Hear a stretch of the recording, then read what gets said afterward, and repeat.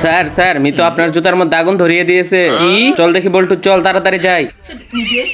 মিতু, তোর এত বড় সাহস, যা তোর জায়গায় গিয়ে বসে যা। বল্টু দেখ মিতুরে কিভাবে মার খাওয়ালাম। আচ্ছা এসব বল্টুরি কারবার, দাঁড়াও বল্টু তোমাকে মজা দেখাবো। বাচ্চারা লেখো 1+1=3। লাঞ্চের সময় হয়েছে, সবাই লাঞ্চ করে এসো। ইয়ে, লাঞ্চ দিয়েছে। এখন হবে মজা।